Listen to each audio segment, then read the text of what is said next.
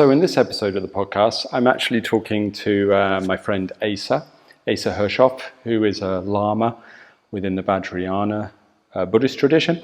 He's someone who very impressively completed the 3 years, 3 month solo retreat, practice retreat, which if you've ever done a lengthy retreat, that's very impressive in and of its own to spend 3 years and 3 months in solid practice. Very respectful of that achievement. So chatting with him in this episode and talking to him about Vajrayana practice.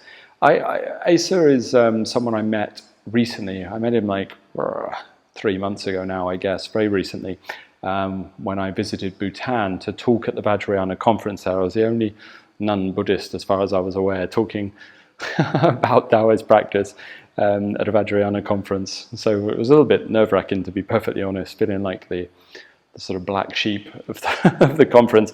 But Asa was very, very kind and looked after me and showed me around and actually introduced me to a lot of Bhutanese culture and introduced me to Vajrayana practice as well as introducing me to a tulku of a particular very skilled practitioner from the past that I have a great connection to as well. So very grateful for that. But Asa is obviously knows far more than I do about Vajrayana. That's not my strength, not at all. So I basically, for this episode, I thought what I'd do is I'd just sit quietly and let Asa do the talking. So you won't hear much from me. I'm there for the ride, just listening to him talk about his experiences. And Asa is a blunt guy when he speaks, which I appreciate very much. There's a brutal honesty in what he says. So he's talking very much about the good, the bad, the ugly, as far as I can see, of Vajrayana Buddhist practice. So it's really interesting to see someone with a lifetime of experience from inside the tradition saying what they honestly think about the practice and their experiences in it. So hope you enjoy it as much as I did. And like I say, I didn't say much. I just sat and listened and let Asa do the majority of the talking. So thanks. That's the English version of this, the all English. It's my version of the what's the name of that Bible they have in all of the motels and so on? The Good News Bible? The Gideon's Bible. Gideon's Bible, okay. We used to find in all the motels, not anymore, since now we live in an unreligious age. So you've done lots of work translating all of these texts. Unbelievable. But clearly. I mean, this isn't a thin book, if nothing else. It's crazy. That you're working through. But why did you do it? Because it was like a personal interest or personal challenge, or was it because you were asked to by somebody in the tradition? Well, I was probably asked by Maciek Lubder in 1100, but that's my theory. But yes, I love the practice. It's a beautiful practice. I mean, this is a chanted ritual with multiplicity of different visualizations, and actually it's a kind of compendium of many different aspects of Vajrayana. And so you're working through the idea of offering and purification and clearing karma and self-examination and understanding the nature of mind. And particularly it's an offering, so it is designed to be an offering of generosity towards those who need it, the suffering beings of the universe, as well as a homage to the higher enlightened beings. And that's much of what Vajrayana is about. You're sort of suspended between the realms. I always say that Vajrayana, the human realm, is either the bottom of the higher realms or the top of the lower realms. Sure. So we're right there in the middle of these 6 realms, and you can flip one way or the other. So we're trying to honor the above and assuage the suffering of the lower, while at the same time freeing oneself from all kinds of false ideations, false identities, and so on. So excuse my ignorance, like these, the things you translated here that come across like poetry, yeah, they essentially. They're very poetic, beautifully. So are they, rather than being instructions, they're chants, they're mantra, they're all melodies. Some of them are pure visualizations, and then they have songs of praise and so on, different lineage prayers, which are homage to the lineage. So again, as I mentioned, there's a tremendous reliance on external forces or forces within your lineage, that they come to your aid and abetment, so that it's hard to imagine in Vajrayana you're just doing something on your own. You're always connected to this lineage of enlightened beings that is pouring down grace to you if you're lucky. So it's not a go it alone tradition. And actually they spend a lot of time trying to repair and make sure your relationship is good. You know, they call that samaya, right? Your bond. So there's whole rituals in there included, whole sections of repairing this connection. What did you do wrong, and what errors have you made that you're a disgrace to the whole lineage? So you have to repair your connection. So that's it's a very intense. And people, we used to call it the samaya gun, right? Okay. People are always using that in a negative psychological way to say you're breaking samaya, or your actions are against samaya, as if this is a moral dictum that I've decided whether you have. It's like it's haram or something. Yeah, right. And then this is one of the rules, actually, one of the tantric vows. You do not hang out with samaya breakers. Right. Okay. Oh, really? Oh, yeah. That's very. It's almost like Scientology. It's a cult. It is a cult. No, I don't mean like that, but when people get thrown out of Scientology, they're not allowed to. Not to mix with even their family members, right? Well, yeah. Well, it's actually the same with leaving any corporation. You have to sign off. Sure. That you don't discuss it. It's interesting when I look at this. Like the first one I opened to is the Powa opening the sky door. Oh, you wouldn't you? Well, that side of it's always interested me very much. But it's like when I read this, you've got the description here. On the sole of the right foot is the white drop received from the father, the size of a pea. Yeah. On the sole of the left foot is the red drop received from the mother, the size of a pea. Beautiful. The two rise up and arrive at the secret place, joining to become the size of a small egg. You're giving away all this secret teaching. Well, you've translated it. It's your fault. Rising upwards, it arrives at the navel, and so on and so on. Yeah, it goes up. Which they read very much like realms. You're actually going through the realms, as we are clearing your karma of the realms as you go up. But as a visualization, right? Yes, it's very much a visualization, and it's sensory as well. Of course, you're supposed to be able to. You're putting that visualization, the red dot here, and it's going up your body. Yes, so that is involved. Okay. But as we know, there can be a serious deficit in terms of one's ability to move energy within the body, because in Vajrayana, there definitely is the tendency, or there's the expectation, that when you think of an area of the body, you're somehow moving energy. Yeah, you're moving something. Obviously, when you experience your internal, something's going on there. Sure, yeah. But as we've discussed, unless you've built up sufficient horsepower, you put enough gas in your tank, and actually, as you have taught me, it has to be the right octane, so you have to refine it. I call it refining. You just can't just put kerosene in the tank. Now you've got to refine that raw petroleum into some very high octane so that it can have higher function. You say condensing it or thickening it. Maybe physically it does have a thickened oil, but I think of it also as a higher octane, so you don't have NOx bumps. But we really, truly don't have that. We have a very basic, I could say primitive if I was unkind, but I think it's a very basic understanding of energy in Tibetan Buddhism. They just call it lung. I mean, that's it. Qi. Sa lung is your practice of it. Yeah, right? And lung is the energy, or the qi, or it really means wind. And that's it. And so there is, as you have mentioned, the Chinese may have somewhat a chaotic nomenclature, but they definitely have a hierarchy of energies. And Gurdjieff probably has developed the most sophisticated, to me, group and named group of energies of how they're refined in the body, calling hydrogens, and you refine things up at a further level. So that's a helpful system for me, or a helpful concept or model to try to understand better how these energies work, because in Vajrayana we just don't contemplate it that way. And subsequently, people don't, the great deficit is that not having accumulated this thickened and this pressurized qi, and not being able to fill the body because it's not there, it's not pressurized, it hasn't been accumulated. We haven't got the gas. We haven't got the gas tank, the containment field, which you call the lower dantian, and so therefore the movement of energy is really more on the level of, and not to put it down, but imagination. Not that imagination isn't a force. I mean, obviously, when you imagine something, it has some power, but it has.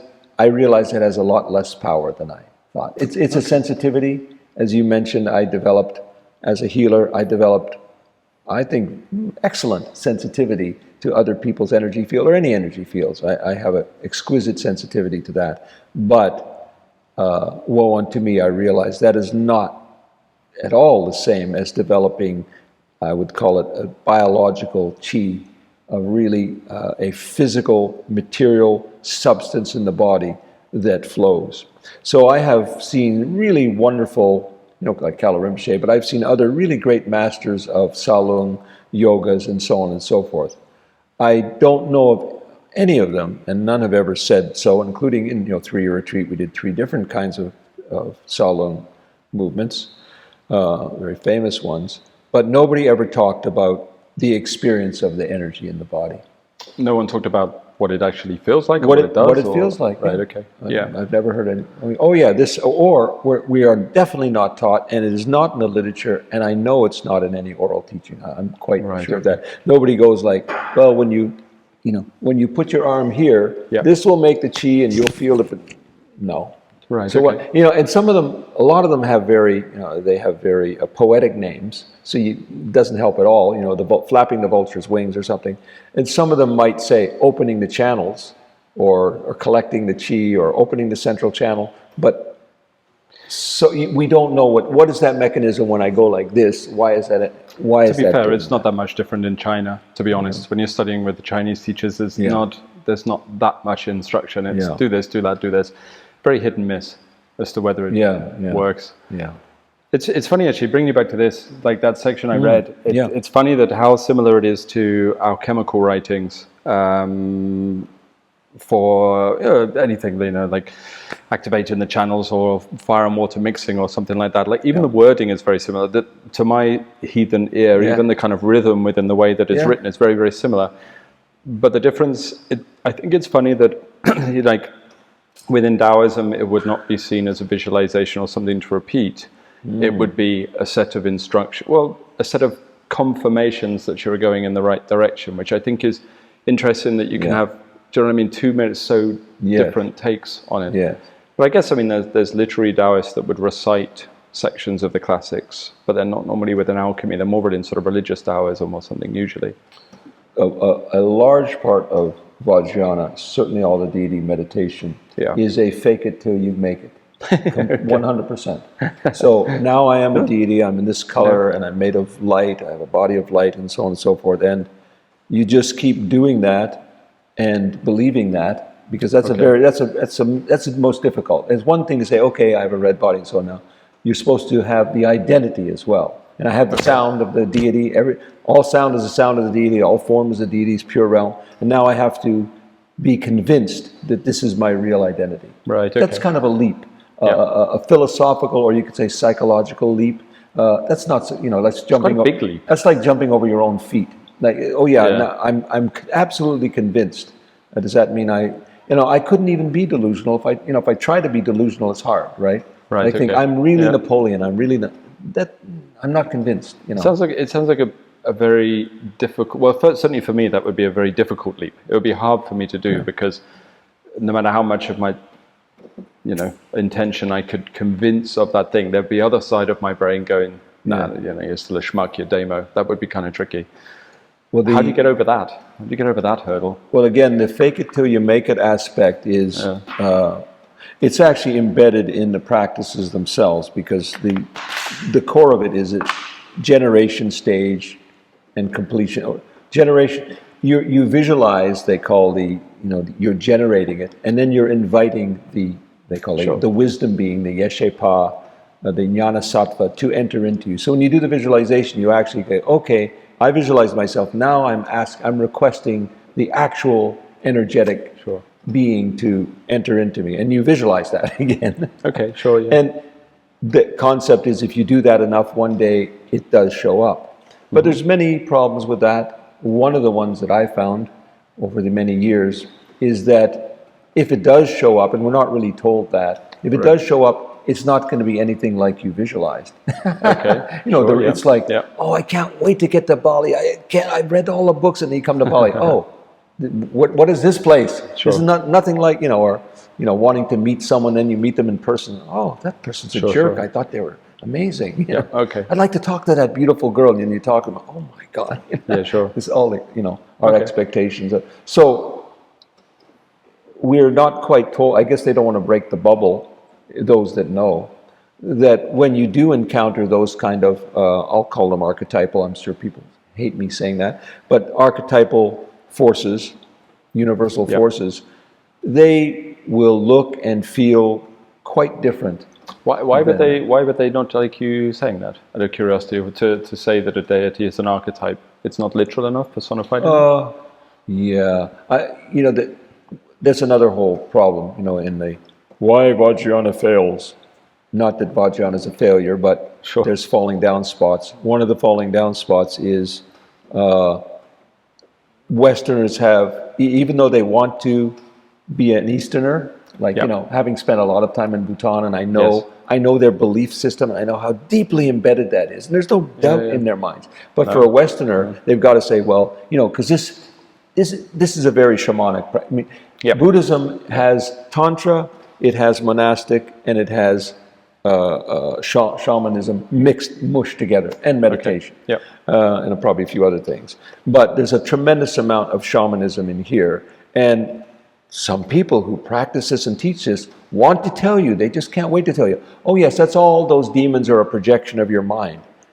Okay. Have you been doing this practice? If you're doing this practice, trust me, you will go, as a shaman, you go into other realms. It's not a problem. You want to meet other entities, the universe is full of all kinds of stuff, and you can encounter them.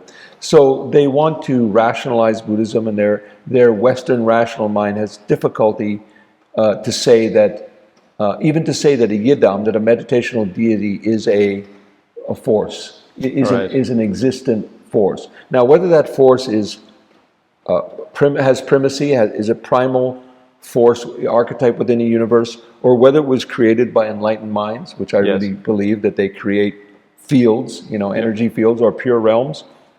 Enough enlightened people, some of the ones I've met, like Kala Rinpoche, I used to say everywhere he walks, he's literally, there's a wave of 5-element purity. He's like walking on water, like seeing this ripple. You can see this ripple in the fabric of reality. So yes, I'm sure they can produce pure realms and archetypal forms, and that's why you're so connected to the lineage and to the guru, because in some ways they're the conduit, which is very different, I think. But they're not that's not the current Kali Rinpoche, that's the one that passed away. That's right. Right. Yeah. Okay. I won't say the real Kali, but the original. When did he pass away? In 1989, when I was in 3-year retreat. Oh, okay. I was still in there. Right. Okay. Yeah. So with what was I saying? There's something I've seen with Westerners, though. Oh yeah. So that's why because their rationality, to say that to go into that arena, a lot of people actually still feel that might be superstitious. They want to psychologize it. Right. That that's just like Cha is just. It's a way to work out your fears by pretending there's these demons, or to what do you call it? Materialize or rationalize your issues as a demon. Make your anger into a demon, and then you go. No, they're real demons. So that's, as I say, you're much more oriented in the whole of Vajrayana. You're much more oriented towards this interaction with enlightened forces, with dark forces, light forces, and much less so, with developing an internal organized energetic system. Well, I always said with the yidam, in my mind, and I don't know if it jives with your knowledge, but it's like taking the diffuse photonic light, it's like a light bulb diffusing in all directions, and we're trying to make a laser beam. We're trying to make congruent light, which has some organized structure to it. And I still believe that's true, but having now practiced enough of Neidan and Qigong to have some opinion, we certainly are deficient in the methodology to build that kind of structure that can transform and make congruent light, congruent magnetism, congruent electricity, etc., or to refine energies. We're very deficient in that regard. We don't do the basics. We have a lot of very sophisticated techniques that probably most practitioners, not that they shouldn't be doing it, it's not necessarily going to hurt them, but they'll never get anywhere. I've said to many, many people, Vajrayana has an incredible, tricked out Cadillac with all the fixins, but no gas and no gas tank. Right. So you can sit there and imagine you're driving. You can visualize that you're driving, but you're actually not moving the car. How long? Vajrayanists will never know that Yeah. until they study something like that. They'll think that's an outrageous concept. They'll say, well, we have bumcha. We hold our breath like this, and we hold in the energy. Okay. Not the same. It's not the same. As you mentioned, it's like, do that, and you probably got 10 different leaks springing here and there. Is there no discussion of these things? Pardon? No discussion of leakages or anything like that? Never. No, never. Okay. Yeah, and we know there's such a thing as lung sickness, of air sickness, or deviations, you call them.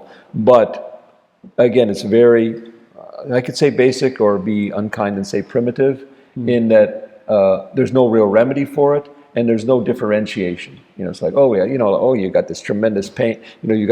We used to say, it just went up the wrong way. You do these practices, and then instead of going in this channel, and now you got those toothaches and those headaches, and et cetera, et cetera, or whatever, or you go crazy.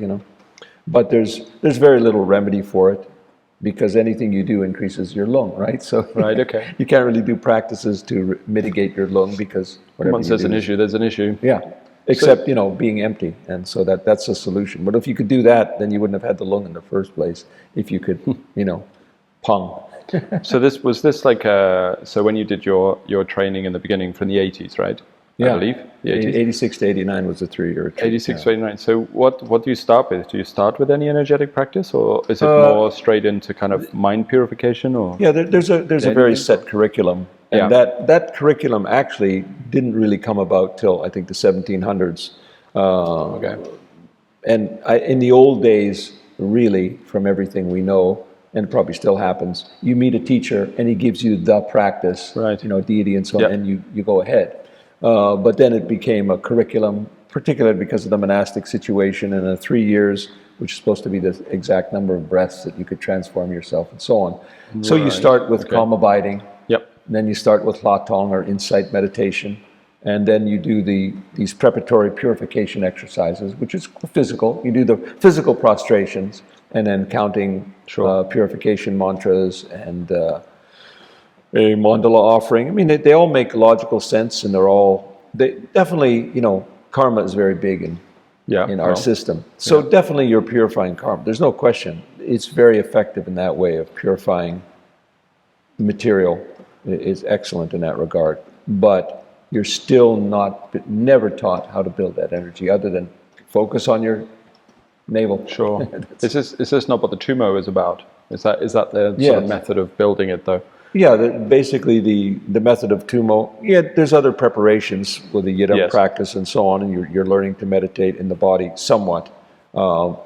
Again, I think in all of these arts, maybe even in your systems, there's not enough, well, maybe there's not enough emphasis just on body sensitivity, just on being present in your body. I think the way you teach it, yes. But that's definitely not much of it. There's a hollow body practice. Right. So you do practice it. But hollow body is not quite the same as just sensing the energy field, just listening. It's not quite the same. So if we're honest, what you're saying here, you're talking about sort of, I don't know, errors or flaws that you're seeing overall in the system. But is this the same for Westerners as Asians? I mean, because you spend enough time in Bhutan and Nepal and Tibet, is it the same in your opinion across Easterners as well? That is a very good point. In my personal opinion, and 40 years in these systems, I think it's enough years to have an opinion, surely. Yeah, that's right. Whether it's right or wrong, I've got one. It's like only 2 years less than I've been alive. Definitely, 2 years more. Definitely, there's, we're in the early stages. Yeah. They say it took, even to go for Buddhism to come into Tibet, with hundreds of translators and practitioners on, took several hundred years. So we're still in the very early stages, but there's no question there is a lack of congruence between the Eastern mind and actually, when I came out of 3-year retreat, one of my takeaways was, okay, I've been putting this square peg of 11th century Buddhism, and it is 11th century. Absolutely, it's 100% 11th century. Even today, everything you're doing is 11th century or before. Even though practices might have been done in the 70s, same template. That's what I mean. Into a whole of a kid who grew up with, I'm older, but still grew up with phones and TVs and whatever people had, skateboard. So that configuration is quite different. And again, it's very, I don't know what your opinion is on this, it'd be fascinating. But when I came out of retreat, I had expected fashion would change, different things like that. But what I did not expect is what I definitely, specifically perceived, accurately perceived, that the architecture of mind had changed. The general, of the culture. Shape. I thought the content would change, but everything else would be the same. No, the architecture of the world, the shape of the world, and the shape of mind had changed. I had been sitting in there, our minds didn't change. But the world, the configuration of the world had changed. My square peg was still a 3-year ago square peg, and the world was a slightly different peg. It's an extraordinary thing. I guess the universe evolves some way. But that is the problem, that in a profound way, it's not just different context or different culture. People say, oh, it's the Tibetan culture is in the way. Or no, it's not the culture. There's a whole configuration of understanding, of perceiving, of experiencing that has not been upgraded. I don't know anyone who's upgraded it. I mean, there might be modern teachers who think they're upgrading it. I have not met the upgraded teacher. But this is what there's some good teachers, but they're still not upgraded from a West. That upgrade has to be done by a Westerner. Never, and that's a whole other thing, because any Tibetan would resist that statement. They are still the purveyors of this whole thing. They own it, right? That has to be. We're the lungfish. We're the fish that first come out onto dry land. The Westerners. It has to be.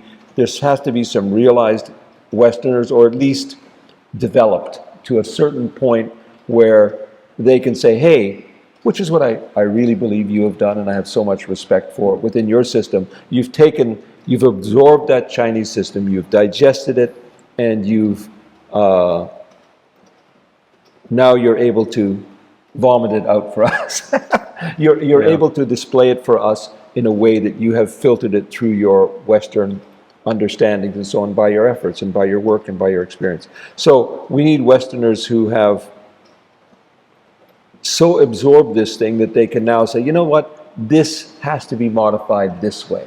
And of course, that's heresy to even say that, because Eastern systems, especially Buddhism, it's extraordinarily rigid. You cannot deviate from the system, and for some good reasons, of course. But on the other hand, as I say, that balance between dogma and dharma, which is truth, dharma always wins. But of course, who really has the dharma? If you really have the dharma, you throw all these texts out. These texts are nothing compared to an enlightened being. But who is going to stand there and say, I have correct information? Well, someone who really does. And that means they're not a charlatan, they're not a fake, they're not a liar. They really have. And I have maybe, a couple of little things that I could throw in and say, this needs to change. I'm still probably in the stage where I know there's a lot wrong, and I can identify, I can diagnose it, but I can't necessarily cure it yet. But and you're probably on the same journey. You're learning more and more how to make this work for other people in the way that it has worked for you, because you've gone through all the terrible sufferings and dead ends and down the garden path. Well, I'm at the point of arguing with dogma at the moment, which is where I've hit, which isn't necessarily making me very popular. But I always think that culture is always the same, and I don't think society or culture is any different from a spiritual tradition or a religion like Vajrayana or whatever. Is that what you have within any large group of people, from what I can see, is 99% conformists, essentially, that follow the status quo and do what they're supposed to do. And the same within Taoism, or the same within Vajrayana, from my limited understanding. And I think they have their purpose. Those people are the historians. They are the preservers of it. They are the ones that kind of maintain the core of the tradition. But you always then have those people on the fringe that are kind of, they have one foot in the dogma and one foot not, that are a bit more experimental, and they're a bit more creative, and they're a bit more playing with it. Now the problem is, those people on the fringe, at least 2/3 of them are deluded and complete lunatics. And to be honest, they're better off being in the dogma. But then some people within that fringe actually have enough of a taste of how the damn thing works to then take their creativity and kind of advance it. And that's how the art develops. But the problem is that if you're on the fringe, which I have a feeling, or we both might be within that category within our own traditions, we always like to think we're the ones that aren't the lunatics. Do you know what I mean? But somewhere amongst all of the lunatics, there will be some creative individuals that will then step it further into the future, you know. Well, the proof is in the pudding, and in your case, the proof is in the impact that you have on your students and them getting actual results beyond what would normally accrue from getting just pathetic teachings. So, you know, that's a validation of what you're doing for sure. I can't necessarily say the same, but maybe we'll get there. No, I mean, the dogma types will always try to resist. Yeah. But well, I see. When my current books get out there, then that might have some impact, and of course make me even more of a fringe person. But no, I'm doing like yourself. I'm just doing my best to help, and I can't help but be true to my perception. You know, if I perceive it to be that way, Dharma wins out. I can't help but go that way. So on your 3-year retreat then, let me ask you about that. Okay, am I on yet? Yeah, because I think that's something that not only have most people even considered doing, but obviously beyond what most people could do. Like beyond what they could dream of. Even on a practical level, it'd be difficult, but certainly on a psychological level as well. Yes. So you had this 3 years, 3 months, and during that time, are there certain things you're taught that you're not taught outside of the retreat? Or is it only that you have the same things, but you have more time to practice it? No, it definitely at that time. Yeah, that's what I'm interested in, right? Because I'm assuming that this situation has changed. So maybe you could explain that. It's very, of course, it's disturbing, not profoundly disturbing, but it's a significant issue to me. It's problematic that all of those secret teachings, the 6 yogas, the only way that I could learn the 6 yogas was in 3-year retreat. That was the only way at that time. Was that though that's not true. Maybe certain rare teachers had some Western students scattered that they would, but Kala Rinpoche was really the first, maybe Dujin Rinpoche was doing it too, but he certainly was the first to bring this to such a widespread area, and putting Westerners in 3-year retreats in Europe and then in America. And he got tremendous flack from it, from the Tibet. I mean, really serious for taking Westerners. Oh yes, right. The infidels, the great unwashed, and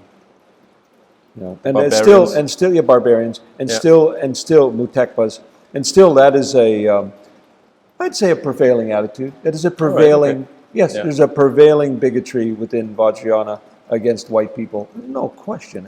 Anyone who doesn't know that has not been around long enough, and they have not traveled enough, and they don't speak the language.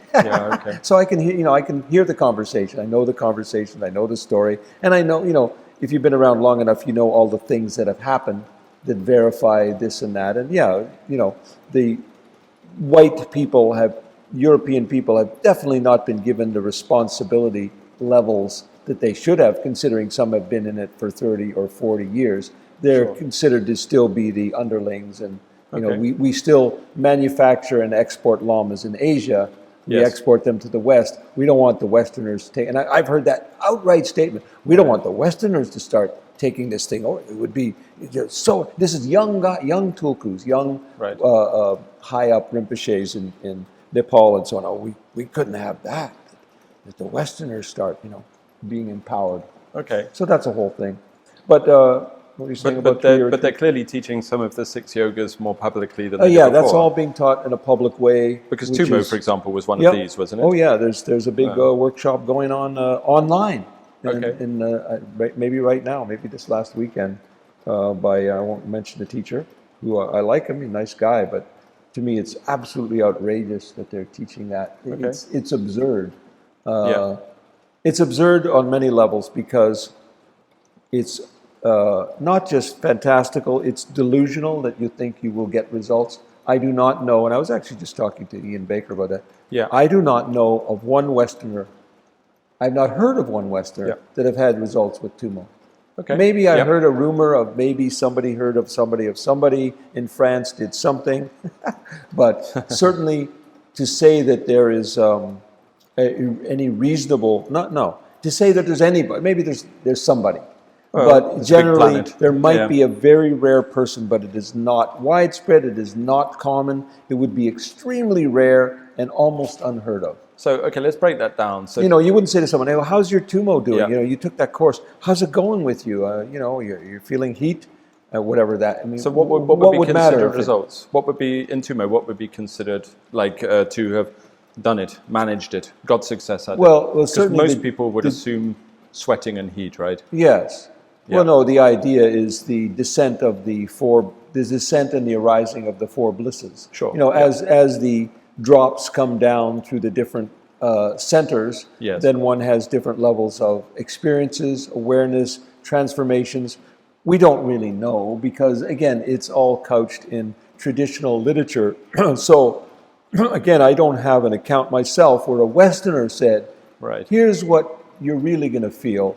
And yeah, they say these lights and these fireflies and you'll see this and that and you'll see, here's what really went on. Now, Right, okay. and Yeah. did they say that because they were just having a nyam, which we call, you know, meditative experience, a flash Yeah. in a pan? Yep. Or did they have a real transformative experience? So I haven't heard that story. So I can't say, and I haven't had that experience myself yet. Yeah. So I can't really say what will happen. But they're supposed to experience those going down and going back up. Right, okay. And Why aren't the Westerners getting it? well, it's the same issue. Why aren't they getting it? Number one, Are the To- Asianers getting it? Difficult question. maybe. extremely rare. Okay, right. so it's- Extremely rare, and if they Yeah. do get it, why do they get it and the Westerners don't? And it's still a small percentage. Okay. Why? Their Yeah. machinery is built quite differently, Right. and their mind is built quite differently, and the techniques have to be modified appropriately. But who's going to do that? Right, The, okay. the Yeah. Tibetans, Bhutanese, Nepalese, whatever, they seem to have tremendous trouble putting themselves in someone else's shoes that is of a different makeup. They just, it's not being done successfully. So what's the difference? What's the difference in makeup? Because I don't disagree with you, actually, but I'm curious what your opinion is And I haven't answered your other question yet. on I the know, but difference in anyway. makeup. No, I know, but this is too interesting. What is the difference? Maybe physiologically, psychologically? Subtle body? Yeah, all of those. What is it? Certainly have a different taste in food, that's for sure. Yeah, that's right. I would, you know, here's racism for you. Sorry, folks. Yeah. You know, the utter profound stupidity. I can't call it Yeah. even ignorance. Stupidity that you do not think that different races who have different genetic makeup do not have different energy fields. Okay, And sure. Yeah. it's not racism to say that people are different. You know, it's Yes. because it's not negative. And the racism has come to mean you're saying there's a difference. Yeah. You know, black and white are the same. Really? The pigment is the same as no pigment. Really? You know, racism originally meant something pejorative. You had some negative attitude towards some whole race. Yeah. It didn't mean that you recognize that French or Germans or Germans, or, you know, that Sure. now it's come to Okay. mean this absurd, Yes. idiotic, meaningless nothing. So, yes, they have a different energetic field, a different organization of their energy, a different configuration. I'm sure they process energies differently. You know, I can't give you all the specifics, but Yeah, yeah. even looking at them or talking to them, I know they process language differently. Sure. Okay. They have different understandings. You know, it's like you go to some countries and you tell a really funny joke, Yeah. and they just like that. What? Well, that's like when I teach in America.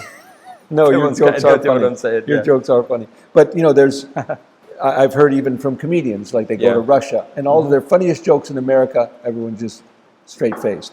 That's because they're processing linguistics and energy and information. Energy and information go together, Sure, right? okay. Wherever there's energy, there's information. It's impossible to have energy without information. There's these theories of some scientists, physicists, that the whole universe is just information. Well, that's not true. It's just information and energy.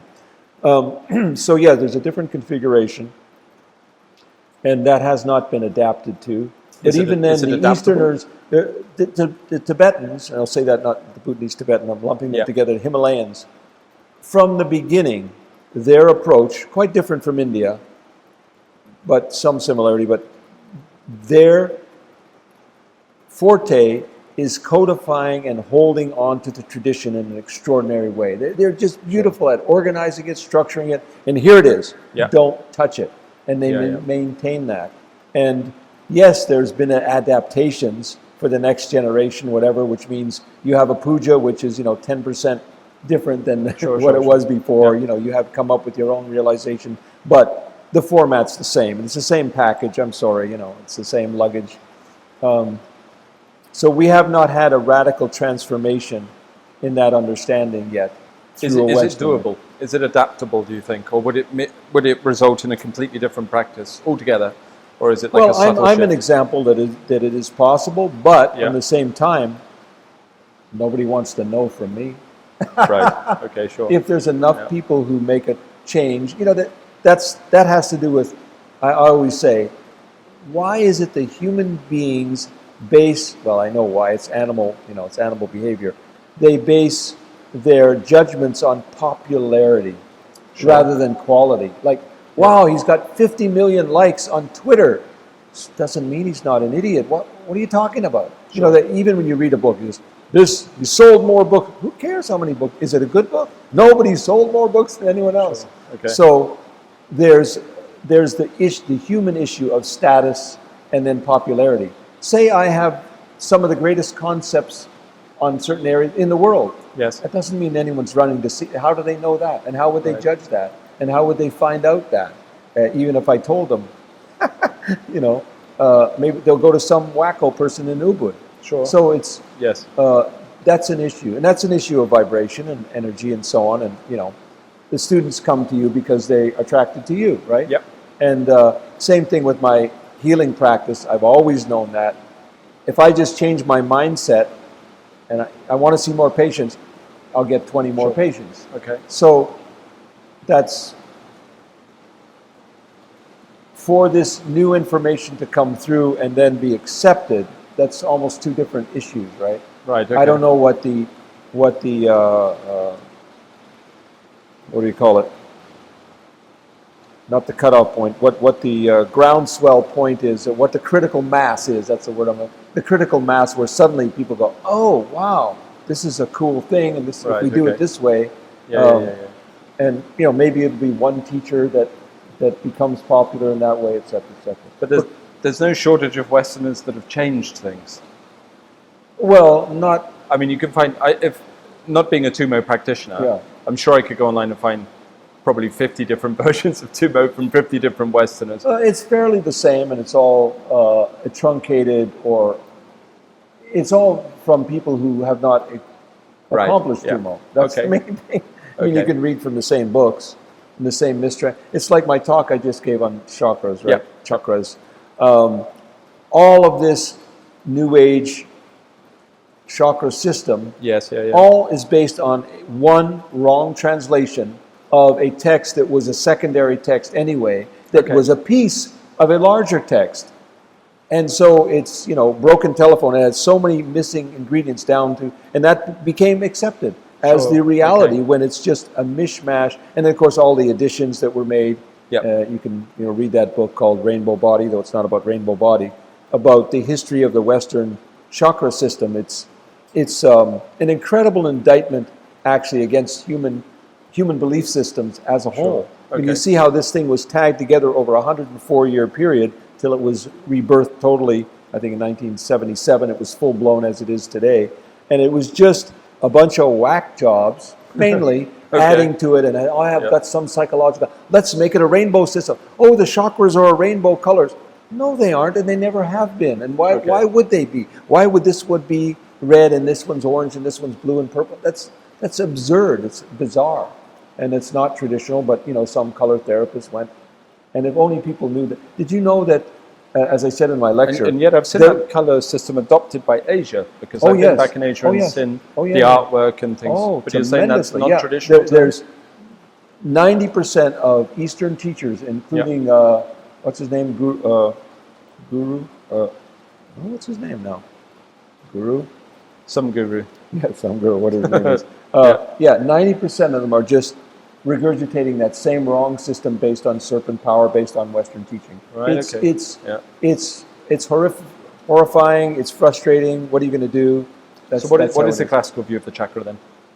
The original, like before it got distorted into, because I presume the seven is a change you mean as well. Well, 7 is incorrect anyway. Yes. There were multiple different systems. 5 was always the traditional system because it's based on the 5 elements. Yeah. And that same Kujika Tantra, from which they extracted the 6-element tradition of serpent power, which then Blavatsky added the 7th. Okay. But in that same text was another section, it's 2 sections, which has the 5-element system. And there's a whole, it's been completely translated into English, and you can buy it, the 5-element system of the Kujika Tantra. So the 5-element one was traditional. The 6-element one is problematical anyway, because in order to fit it, and actually the 6-element one is there because you're installing 6 different deities. That's the only reason it exists. And so I had the question for so long, why is it in the Hindu system, or the accepted Hindu system, the New Age Tantra system, that now instead of air being in the throat, wind element in the throat, where it makes sense, air, movement, motility, energy, expression, now suddenly space element is there. And then now air's in the heart, and then fire's now in the abdomen. Wait a minute, that's where water's... Why? Well, we had to fit them in with the 6. That's the only reason that's down, because in that system, you're actually not working on the elements at all. You're not doing space element in the throat. You're not doing space. You're not doing air element in the heart. You're installing deities in there. It's hysterically funny. And the other hysterically funny thing I found, which I didn't have time to say in that lecture, was in the 6-element system, it is all male deities. In the 5 elements, female deities. So all of these yoginis running around doing this thing and not realizing this practice does not even have any female deities in your chakras. So how do you define a chakra? Because obviously that's something people will hear about a lot. People ask me about chakras all the time. Are they the same as the dantian? Which obviously not. That's a complete incorrection. But I'm always interested in people's definition of them. What would be the traditional one then, for example, if not your own opinion? Traditional one. How would they define it prior to it becoming 7 rainbow colors and switching the elements around? Well, they would say, of course, they didn't define it as being a nexus of nerves, the premovascular system, of biophotonic matrix, or field, which is really a field, electromagnetic or photonic, etc. field, or maybe dark energy field. But they would just describe it as a dwelling place of the seed syllable, the lotus where the seed syllable and the deity sits. And actually, the original tradition is phonic. It is the 50 Sanskrit elements. And again, that's another huge deficit to me in Tibetan Buddhism, is I know they're Mantrayana. Matter of fact, it's called Mantrayana. That's a takeoff on the original Hindu, which is mantra, marga. So they just kind of copied it. But yana meaning path. But even though they consider themselves mantrasists, Mantrayanists, they do mantras like this. I heard the as mumbling. Opposed to the way you're supposed to do it of actually having a sonic vibration in your body. And from early on in my mantra practice, I went, well, why don't they place the mantras in different places in the body? Why wouldn't you go, because there's something called toning that was going on in the 60s. Like, why wouldn't you go, or even when I did voice training, you say, okay, do your voice, now put it 2 miles behind you, 2 miles in front of you, and a completely different experience and feeling. But we never, in Vajrayana, they don't have that kind of internal experiential situation. And also, there's a wonderful investigator, Chris Tompkins, who is the first one to discover the original phonic sounds that were in the chakras and the way they used them. And still, I believe that's what we should be doing in Vajrayana, is having the Sanskrit seed syllables, the 10 in each chakra, and then it should be sounded out in different ways, etc. And then they would have a sonic effect on the body. But coming back to the problems of Tummo, it's circular, is the greatest failing of Vajrayana is not embodying energy and learning to corral and contain energy so that it can fuel even that visualization. I know you ain't into it, but I think the mantra and the deity visualization could be so much more full and empowered and extraordinary if it was fueled by that kind of wisdom energy within the body. So I do believe that it's something that you had mentioned on the weekend that happens in Qigong too, but I believe most people in Vajrayana are doing practices that are 10 or 20 years or maybe light years ahead of where they are and what they should be doing. Okay, You're not ready to do Yidam practice. Yep. Do this for 5 years, then maybe. And do that for 5 years, then maybe Tummo after 15 years, if you pass the test and we know you. But that's not what happens. You can do it online. And so that's not only a waste of time, because you can do your Tummo for 20 years and you'll just get heat. You'll just get some heat in the body. I mean, you can generate adrenal energy, or you can you can generate jump up and down. You'll generate energy. So that not only wastes time, but then people have a wrong fixed conception and they never realize what's missing. I only credit myself with I knew something's missing, and that's my great genius. Is after 20 years, that's still something missing. And then I found Damo.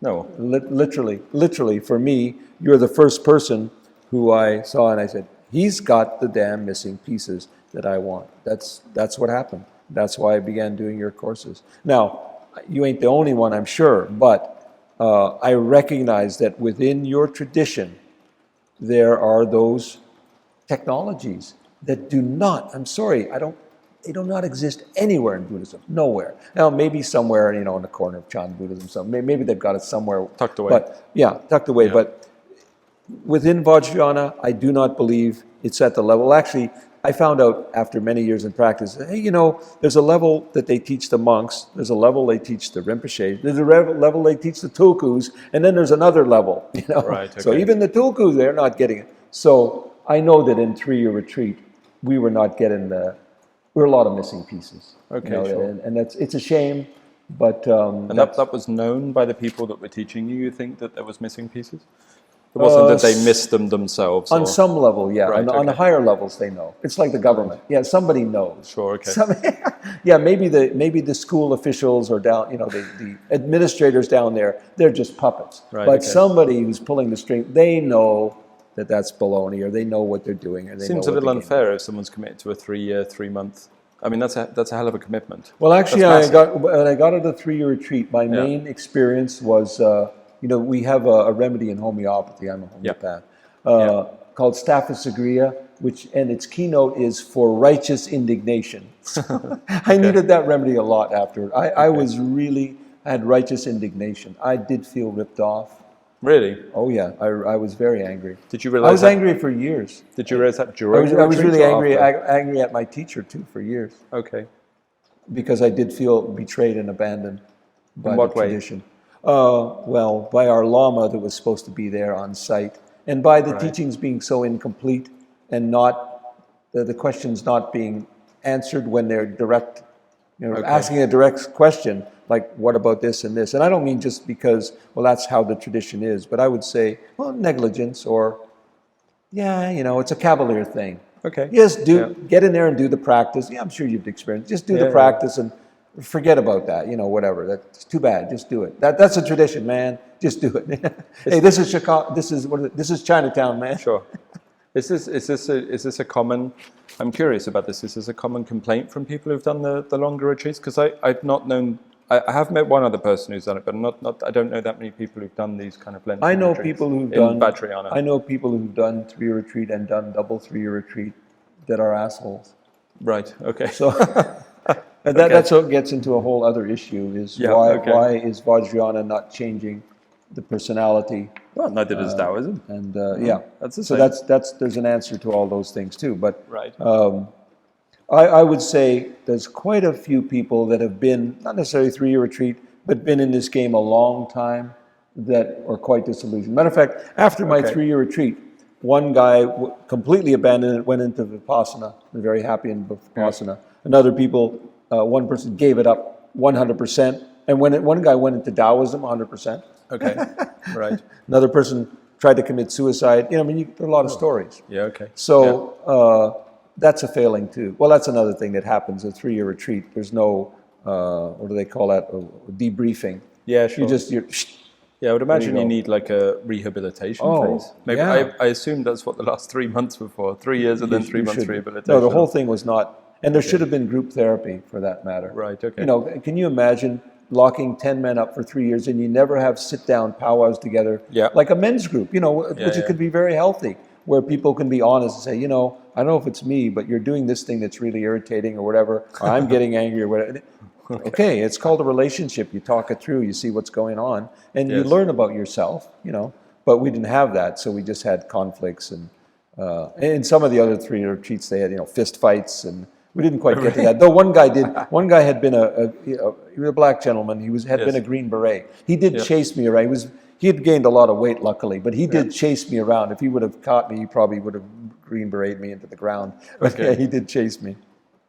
I was not that popular in there because my Tibetan was much better than anybody, and I probably was. I don't think I was very critical, but when people were doing things completely wrong, this is how we do it. So Right, okay. I don't know if that was a reason, but you get a lot of conflicts. I also had better stuff than anybody. I had Tibetan rugs and stuff. I'd been a doctor, so I had some cool stuff. Right. Okay. And mainly I was in there with blue collar guys. So again, I called it reverse discrimination. I'd never experienced that before. That rich guy with the nice It sounds like rugs. chaos. It sounds like complete chaos. It was hell. How many people were there? It was quite hellish. It was 10 men, and we finished okay. with 8, I think, 8 or 7. Is it still really common practice for Vajrayana in the West for people to do these 3-year retreats? I think it's still going on, yeah. Okay. Yeah. I don't know if it was ever that popular. You get 10 people, 20 people, and it's 3 sure. years, so it's not like they're cranking out a lot of them. But now everybody can wear these nakpazens, which you're only supposed to wear when you've accomplished. I shouldn't even be wearing one. You're only supposed to wear one when you've really accomplished something. Okay. But now, as soon as you join the club, now you're wearing the nakpazen, and it's horrible. I'm glad I'm not a Buddhist. You're not a Buddhist anymore? I'm just kidding. I don't know. Am I supposed to be one? I don't know. What do you consider yourself? Do you consider yourself Buddhist or?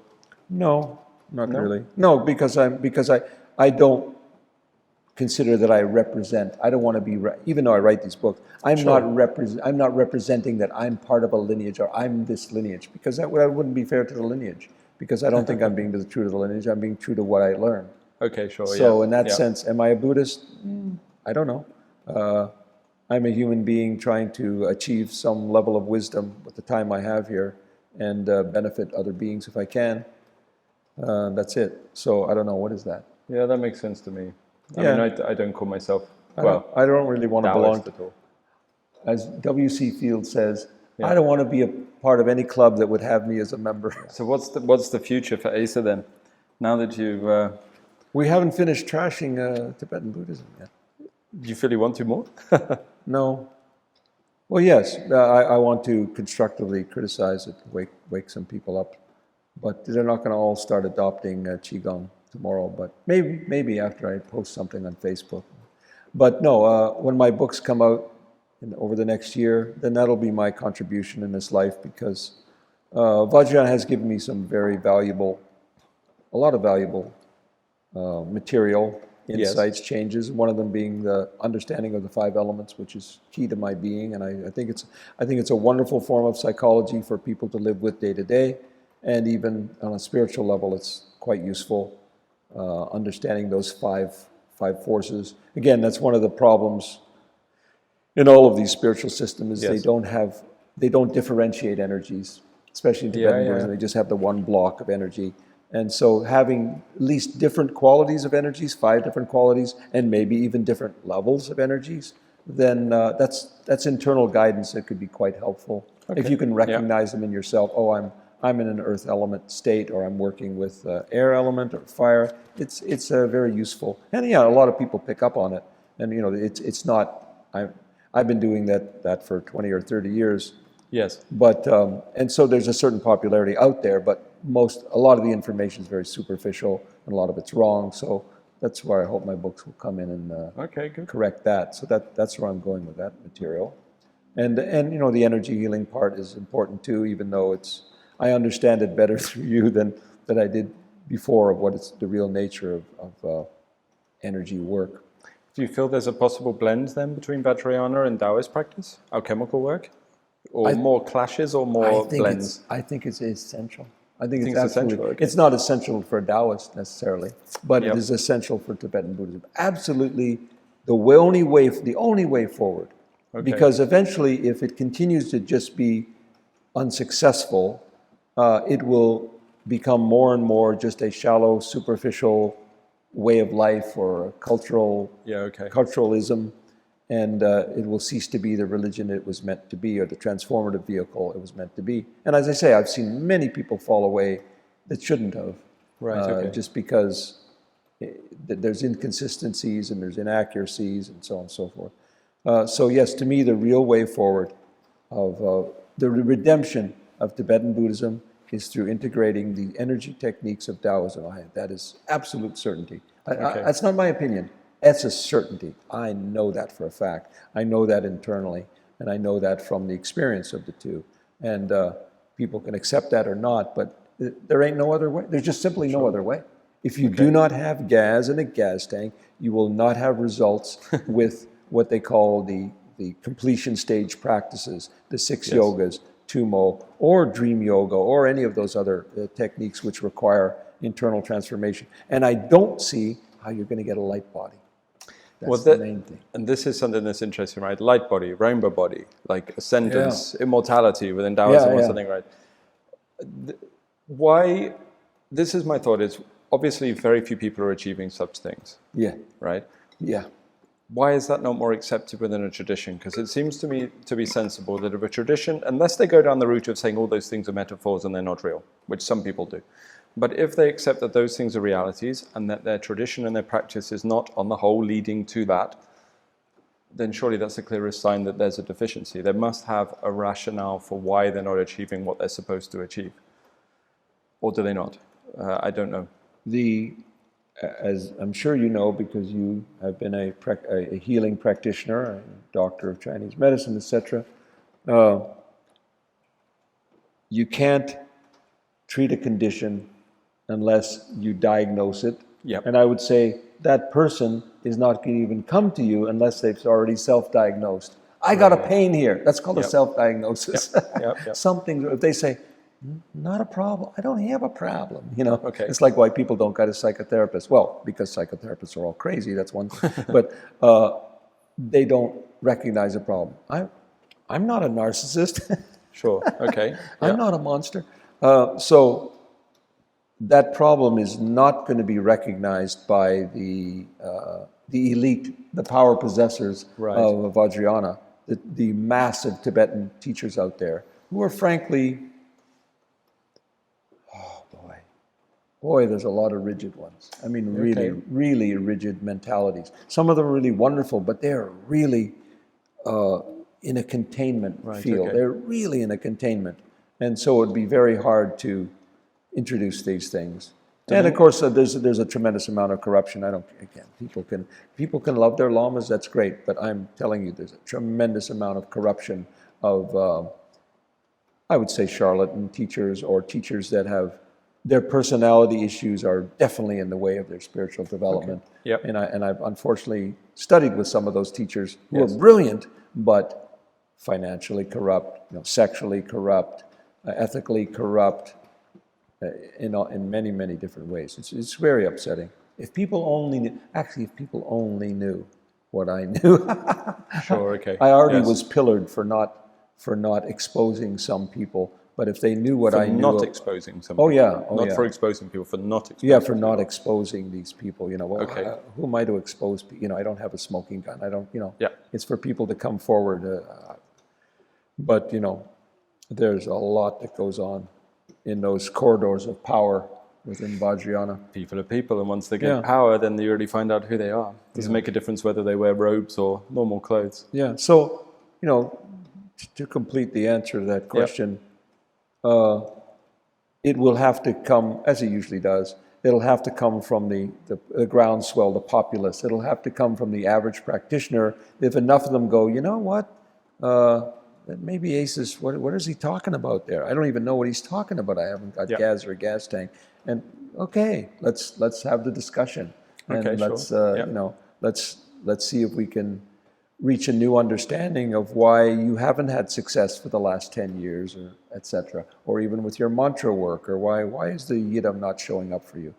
Because we don't have, I don't know if we lost them. I really don't know. Yeah. I believe they were there, at least in a more sophisticated way, though, again, there's no question in Vajrayana, our energetic systems, 3 channels, it's obviously basic, primitive. Right. I mean, Okay. look at Chinese channels, meridians, whether in medicine or in Taoism. It's very sophisticated and very, I think I still think it's really crude. but I think of Jerry Allen Yeah. Johnson's books, Yes. like this thick and it's amazing diagrams and so on. We haven't got anything like that in Vajrayana. Okay. So that limits our fiddling around. But particularly we haven't got the simple techniques, Right, which I okay. told you that, when I asked you to come to Bhutan, I said, you're the guy that can redeem Buddhism. And you said to me, no, you do it. I can't be bothered. You remember saying that? Yeah. Yes.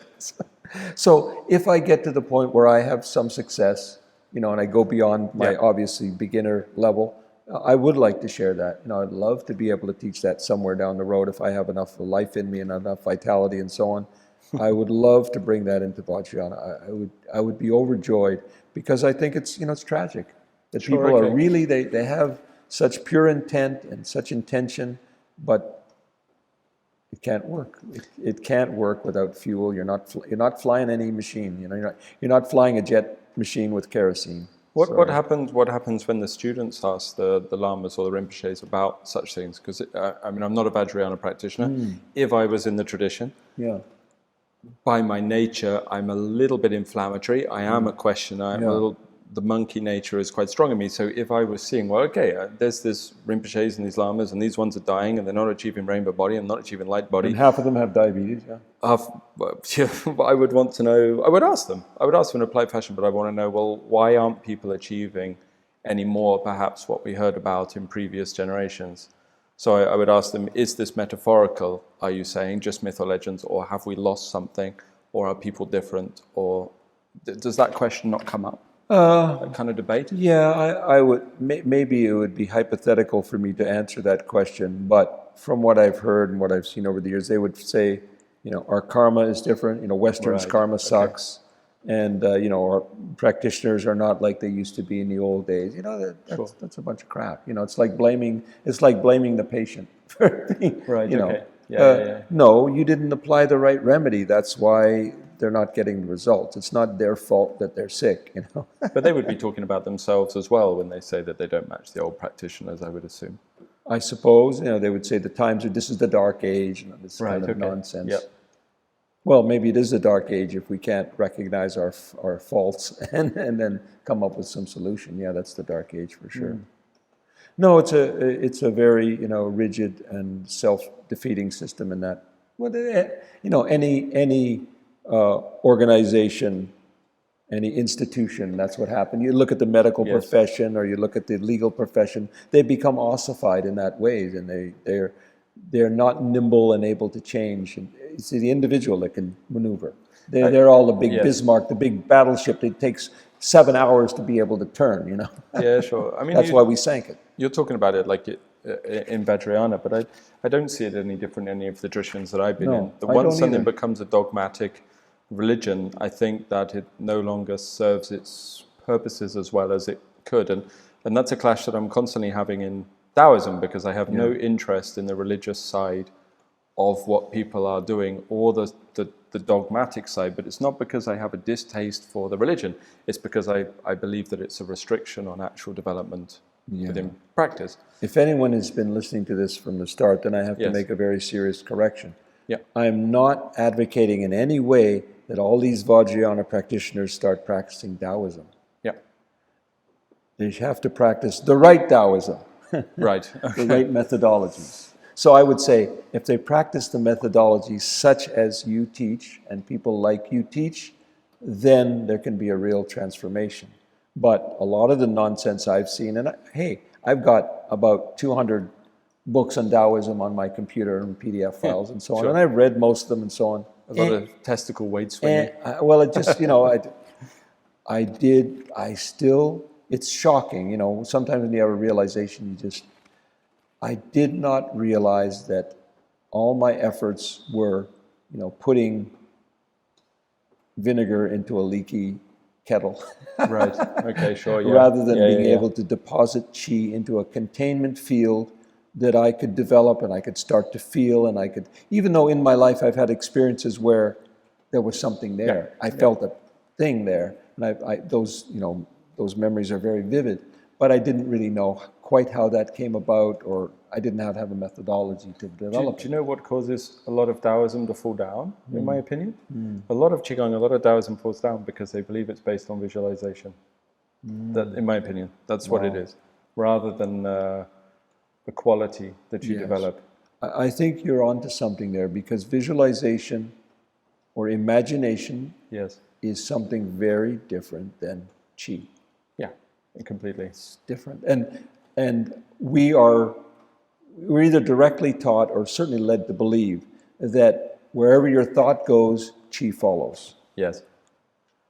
Maybe, again, if you divided energy into different types of energy, yes, where thought goes, sensation and experience follows, but that's not this stuff of qi that we're talking about. There's an interesting concept within the Chinese phrase of that, yi dao, qi dao, like where the mind goes, the qi flows, or whatever people translate it as. But actually the Chinese character dao can mean follow, but can also mean the fruition of a journey. So essentially you could retranslate that term, if you wanted to, as the resultant journey that your mind goes through will transform the qi. It would be another way of looking at it, a little bit more complex. And that's more in line with what I've been taught and how I work, so that I would say that if you try to generate an experience with your mind, you will have an experience. But if you try to transform the quality of your mind in its chronic overall state, then it transforms the quality of the qi in an overall state, and then the qi will arise. Because the experience is nothing. It's a sensation. It's okay, like whatever, but it's not the actual result.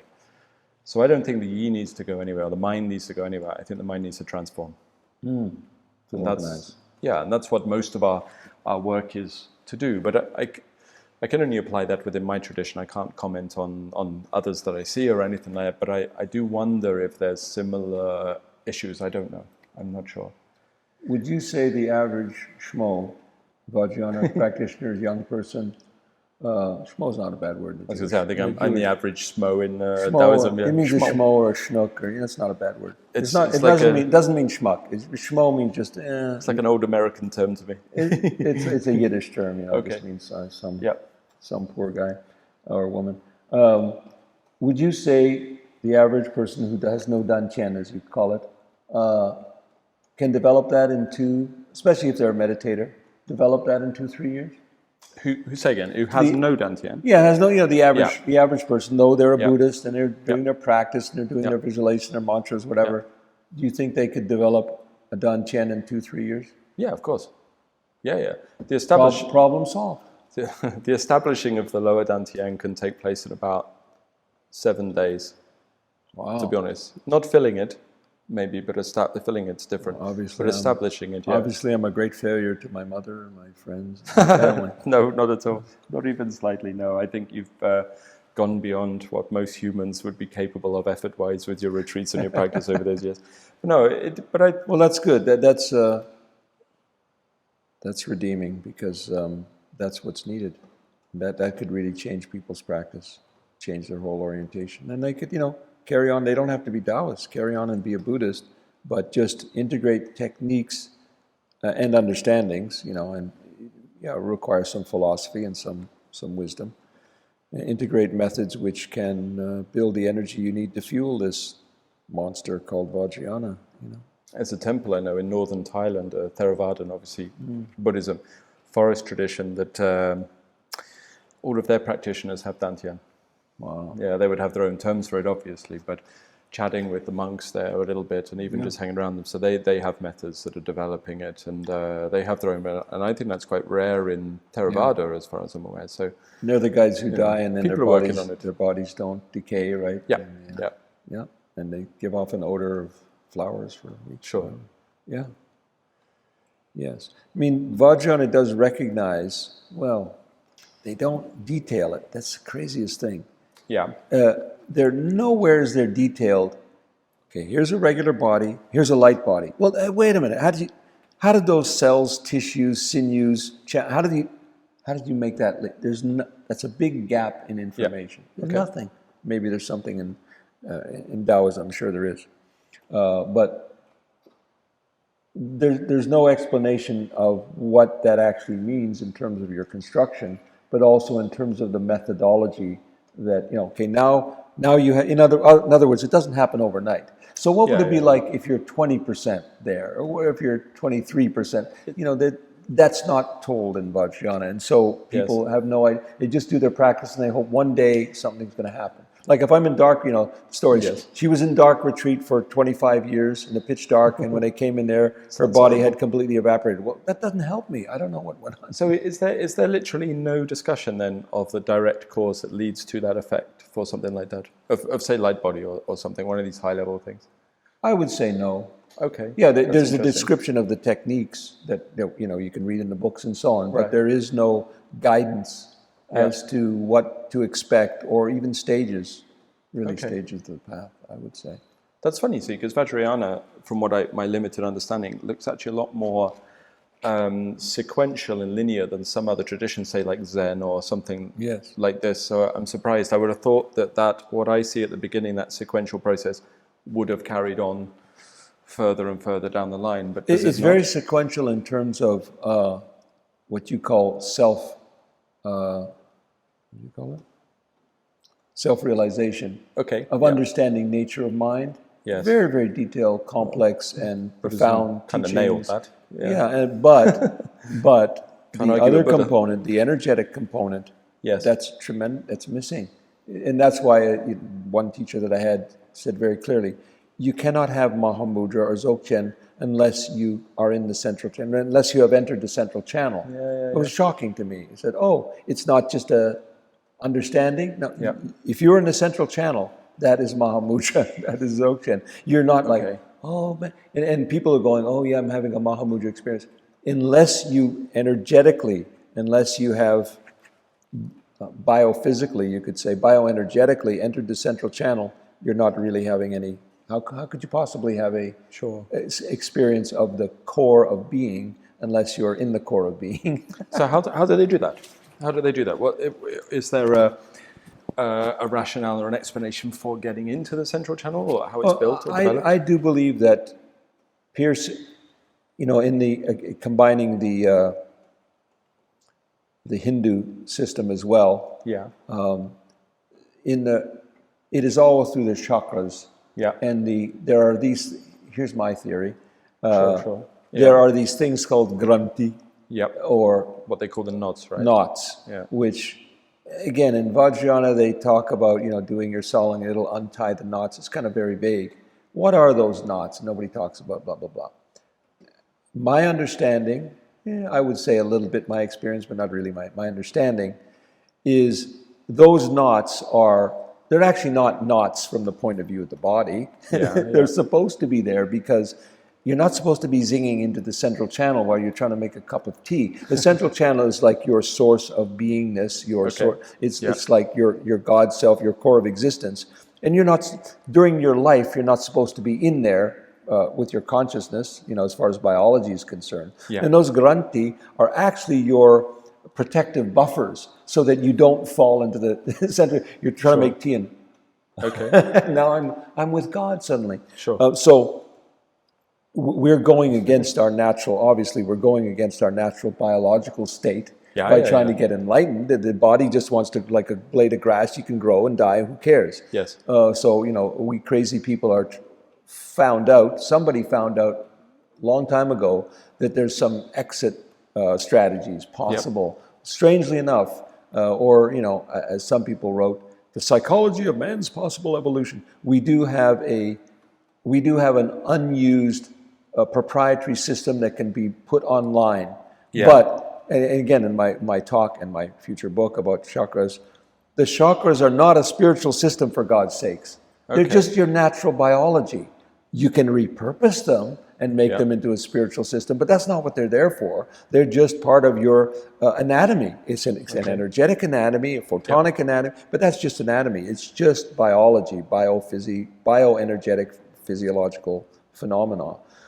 So the grunti are a important natural preventing you from accidentally or unintentionally going where you don't belong. So, you could say your life force, your information, energy is coming, then it fills your body, now you have an experience of being alive, right? So through the grunti, at any chakra, you can, what they call, pierce that area, and you can enter into the central channel going against the natural order of things, and then you can do that. And so you could do that just by concentration. If you were so powerful, and this is a big problem because very few people, I think if you said, how many people have that capacity for laser-like mind capacity? I don't care how many years they try to do it. I don't have that. I've been meditating a lot of years. I don't have a laser mind that can, stay on one subject for an hour or 10 hours. It's a tricky thing, huh? No, I could watch TV for 10 hours. That's about it. That's my attention will be there for 10 hours. Yeah, if it's a good movie, but not on one point. So the different techniques that are used, even mantra, are essentially you can pierce that and enter the central channel.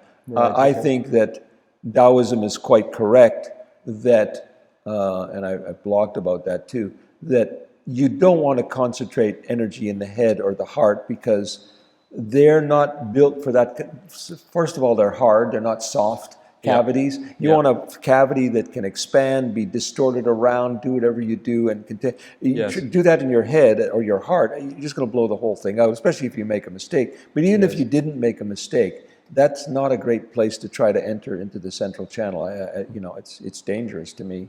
And you'll either go crazy or you'll go what? Well, you go in the heart. You'll go into abject fear. I don't know, something strange. But it can't pressurize. It can't take that kind of pressure. And so I think the abdomen is the place. And strangely enough, in Buddhism in general, Theravada included, we're taught shamatha, concentrating on your nose. I don't know why.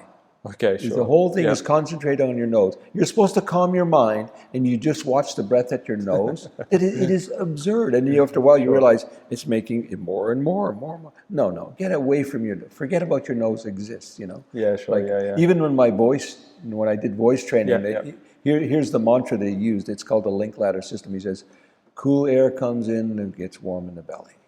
Cool air comes in, gets warm in the belly. And the whole voice training was to learn to speak from here.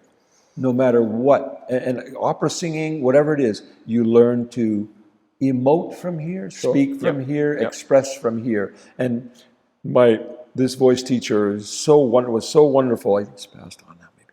But as soon as somebody said, it was mainly actors who were taking these courses. But as soon as they say something, he says, "You're in your throat. You're in your palate. You're in your. What are you doing now? Get down there." He could immediately catch where they were, and then he would try to find out why, which was always fun, because the technique he used was like this. He says, "Why are you speaking from your palate? I don't know. You do know. I don't know. You do know. I don't know. You do know." And if he had to do that 20 times, eventually they go, "Well, I feel if I don't stay, and then they did know. So that was his Zen-like technique of freeing the voice. But he had something going on there that Vajrayanas could learn from. Right, okay, sure, yeah. That don't hold your energy up here. So it makes sense that this is the most common place where we try to enter the central channel. Okay. But again, the instructions that we are given are basically just try to pressurize, hold your breath, kumbhaka, you pull up your anus, and try to visualize your energy going into the central channel. Right, okay. To be fair, it's not much different for a lot of Gong practice as well. There's similar instructions, which is quite lacking. Quite lacking, yes. Yeah. And so, now I get it. At least that much I get. I know what I'm supposed to do. So it's very, very exciting for me, even though it's like this weekend with you. It was wonderful, but bittersweet.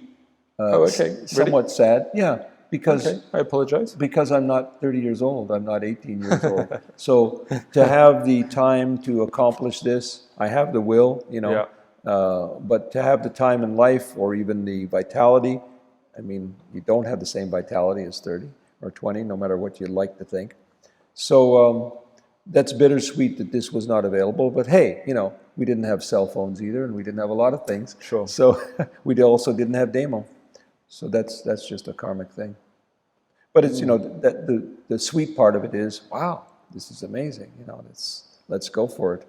What do you think will be the reaction if you were to take that, or take your understanding that you're talking about here, and then share it with, I don't know, top Rinpoches in Bhutan or Tibet, or would they be open to discussion on the whole? The first obstacle is if I am not lazy or distracted or stupid enough to not optimize, because that it's up to me to make use of it now. So sure, okay. Yeah. So I've got to dedicate myself to that, because it's it's easy to coast, especially after a certain period of your life. You've done all this shit. You go, can I finally rest? And then you realize, no, you're just getting started again. No, there's always here we go else. again. Yeah. And I've been told after you die, perhaps there's another layer. But you had a wonderful discussion with the Tulku of Tongten Gyalpo. Very, very high guy in Bhutan, and someone who I love dearly. He's a nice fellow. Wonderful person. Yes. And he was very interested and very attentive to what you had to say. Yeah. And probably if you hung around with those guys more, they'd pick up on it. I trade it for archery. I do some archery with them. That'd be good fun. Oh, yeah. He's an archer. And, remember he gave that story about someone was very well known in the Tibetan field, Ngusho Ken, one of the great masters of the, ones who came right out of Tibet. And he had told him personally that he found the Hindu methods of meditation was even more, or Tsalung was more effective because they worked on all the chakras. I was quite surprised when he said that, actually. Yeah. So, these really great masters, like Ngusho Ken or Kalu Rinpoche and so on, they're much more innovative than, anyone who really realizes these states. For sure, they're rebellious. For sure, they're going on their own. Externally, like Kalu Rinpoche, very much in the tradition. But internally, I know he's doing, he was flying out there. He was experimenting. You've got to be that rebellious. And this is where the idea of the Tulshuk comes from, which is the crazy wisdom, which is a bad translation. The real translation, as people have pointed out, is dharmic conduct. Or discipleship, the disciplineship. So it's like having that alert mind, having being on your edge, being in yourself, being in your core. That's really all it means. That's a retranslation of crazy wisdom. Oh yes, really? That's very different. Yeah, Tulshuk means following your dharmic discipline practice with awareness. That's all it is. Now, it's not. There's no word meaning crazy in there. Okay. It actually means entering. It means entering the field, entering your being, really it is. So, it's just being... How did it get translated as crazy wisdom? Because obviously I've heard it justified. Trungpa Rinpoche. Right, okay. Chogyam Trungpa, yeah? Yeah. Okay. Yeah, well, he was crazy wisdom. But, it means that these people function in an eccentric way. Yep. And, but again, that was a license for people to just act wacky. But an You're eccentric way essentially means saying eccentric means to deviate from the dogma of the tradition. Generally. Eccentric. Yeah, Right, you're dancing to your own drummer because it's a drummer of wisdom. You're aligned with wisdom mind. One of the great eccentric. Very different take on it. One of the great eccentric beings was Dujun Rinpoche's his son, and when I was fortunate enough to be with him back in the day, and before I went into my 3-year retreat, I asked what lamas were around where I could, the ones I really respected, the ones I felt were enlightened beings, and he certainly was. What advice do you have? And he was so eccentric. He just leans over and whispers in my ear, "Only this, wisdom mind. Only wisdom mind." What the fuck? Why? But he was completely right. Sure. Okay. If you could do it, but it's very profound instruction. Sure. Okay. Yeah. And there was another time, and you were at the big. No, you haven't been at the big stupa in Nepal. There's that big gigantic stupa, and we showed up there, and I didn't know quite who he was at the time, but when we showed up there, hundreds of people crowded around. Oh my God! Yeah. And then we went up in the stupa, and I was wearing all white at the time, and I had my Nikon camera, and that was the days before digital cameras, so I had the Nikon with the big lens, and there's all these people there, and I'm excited, and he leans over to me and goes, "Do manis or something. Don't be an ordinary mind." Right. And I Okay. went, holy crap! Because he was always with wisdom mind, and here I am being my monkey self. Yeah. Sure. Yeah. So. So that's Tulshuk. He was very eccentric, and he did a lot of stories about him, the way he acted. It was very crazy. Matter of fact, I was his court photographer, and we did things like he'd go, "Okay," because it was very special to have somebody with this kind of camera there. It's not well known, not common. So we'd go and we'd go to the elephant park, and he'd sit on an elephant, and I'd take his picture, and he'd pose like this. Okay. And I'd run in a horse, and he'd be on a horse, and he'd pose. And I found him hysterically funny. He was really enjoyable because he was just wacky, and it wasn't like an ego thing. It was just like he's just having fun. It's like a kid, but a very profound kid. So that's more in line with how you would translate, what people would call crazy wisdom these days, rather than abusive or no. filling the body with toxins or I've known guys like that too who were wildly alcoholic but had they had precognition and so on and so forth, but to me I didn't like that. I'd been around a few abusive teachers. That was kind of the way they taught, and they would accurately tell you what kind of scum you were, and they're really very hurtful. Sexual things, and women would come in, they would say horrible sexual things about them and so on. Sure. But sounds pretty horrible. I didn't want to. No, to me that's not my style. I don't want to see that. So no. But I'm sure it's the same as the Taoist. What do they call those guys? It's the Taoist crazy. Well, I think they normally just call them Taoist teachers quite often. There's a lot of them, unfortunately. Traditionally, the ones off in the mountains. Sure. The what they call it, the 5 mountains, the Wuxi, whatever. Traveling around and writing crazy haiku poetry or whatever. So I think it's a very similar phenomenon, and those people often have to be hermits because they're so unusual and they're so unable to be with humankind. They're so different than human beings. They aren't human beings anymore. To me, actually, they're a different species now. Really. Sure. Okay. And that's one of my most profound moments in retreat. I wouldn't say my most uplifting. Yes. But a profound moment was when I was doing practice. And I realized I was going to lose my human shell. Okay. Yeah. We normally would not think of what that, how do you even conceive of that? But when you have an experience where your entire connection to humanity, whatever that phenomena, that complex of ideas, feelings, sensations, affiliations, emotion, that whole thing dissolving. And I've never liked the human race as a I like people, but not the race. But at that point, it was amazing how resistant I was, because I realized I would be insane, literally insane, and I would literally have no connection to people anymore. It was terrified me. It shocked me when I really at the point of letting go of that. And I intentionally did not let go. That was a mistake, I'm sure. Okay, But sure, I yeah. knew I would be a crazy tulshuk. That would be my fate. Maybe that wouldn't have been true, but that was the experience at the threshold. Yeah, sure. That Okay. now I would no longer be part of that human race, and I felt quite nostalgic for the human race, which shocked me. Okay. And I don't want to feel that when I die. That I want to be back in the human race. Come on, it's time to leave. Go somewhere else. Sure. Okay. But yeah, that happens. Damn it. Ah. And that just probably, that was a good experience, but it just mean I probably needed to do some different practices so I would let go and be a crazy person. Well, there's still time. Yeah. You've got time to disappear into the mountains of becoming eccentric. I've gone quite far into the insanity. You've made it to Ubud. I mean, yeah, that's true. There's plenty of opportunity for insanity here. Well, it's a kind of a dichotomy because in some ways I'm someone who the conflicts of our being. I'm sure you know this one very well.